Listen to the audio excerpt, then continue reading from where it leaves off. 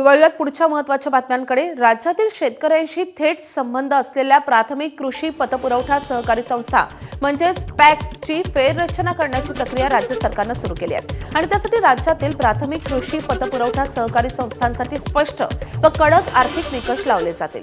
नव्या धोरणानुसार राज्यातील प्रत्येक महसुली गावात फक्त एक प्राथमिक कृषी पतपुरवठा सहकारी संस्था राहील। एका गावात एकापेक्षा जास्त प्राथमिक कृषी पतपुरवठा सहकारी संस्था असल्यास त्यांचे विलीनीकरण केले जाईल। तसेच सध्या गाव पातळीवर ज्या प्राथमिक पतपुरवठा संस्था कार्यरत आहेत त्या खऱ्या अर्थाने शेतकऱ्यांना पतपुरवठा करत आहेत की नुसतं राजकारणासाठी कागदोपत्री संस्था चालवून जिल्हा मध्यवर्ती सहकारी बँकांवर आपले वर्चस्व ठेवले जाते हे तपासलं जाणार आहे। प्राथमिक कृषी पतपुरवठा सहकारी संस्थांच्या फेररचनेद्वारे आणि नव्या संस्था स्थापन करून सत्ताधारी भाजप हे गाव पातळीवरील सहकारी चळवळीत पाय रोवण्याचा प्रयत्न करत आहे असंही बोललं जात आहे। विवेकजी, काय नवीन निकष आहे आणि याचे परिणाम ग्रामीण भागातील सहकारी पतपुरवठाबद्दल काय होणार आहे?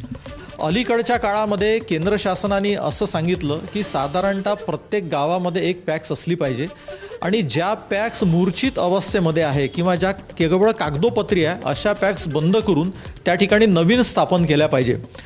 साधारणतः 1-1.5-2 वर्षापासून ही सगळी प्रोसेस सुरू आहे। आत्ता मात्र राज्य शासनाने मागच्या आठवड्यामध्ये एक नवीन आदेश काढला आणि तो नवीन आदेश काढून त्यांनी असं म्हटलं आहे की आम्ही आता नवीन पॅक्स स्थापन करण्याला परवानगी देणार आहे। महाराष्ट्रातल्या प्रत्येक गावामध्ये एक पॅक्स असली पाहिजे। तर ज्या गावांमध्ये नाही आहे पॅक्स त्या ठिकाणी नव्याने स्थापन केली जाईल, मात्र ज्या ठिकाणी आहे ती खरोखर कार्यरत आहे की नाही त्याची आर्थिक स्थिती आहे ती तपासली जाईल का आणि ही प्रोसेस कोण करेल?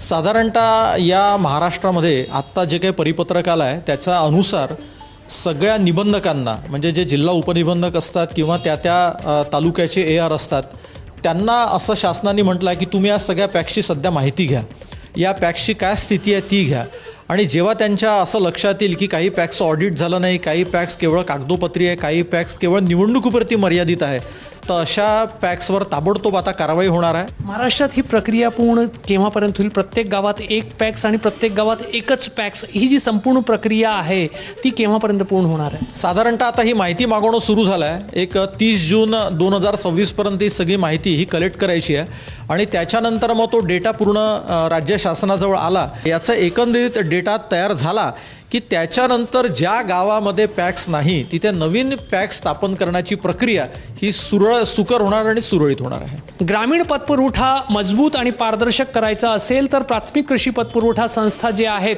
त्यांच्या कामामध्ये पारदर्शकता आणणं आवश्यक आणि त्याच अनुषंगाने राज्य सरकारने त्या संदर्भातली मोहीम आता हाती घेतली आहे। कॅमेरामॅन अतुल हिरडेसह रजत वशिष्ठ, ABP माझा, नागपूर। उन्हाळा सुरू झाला असून फेब्रुवारी महिना संपलाय, मात्र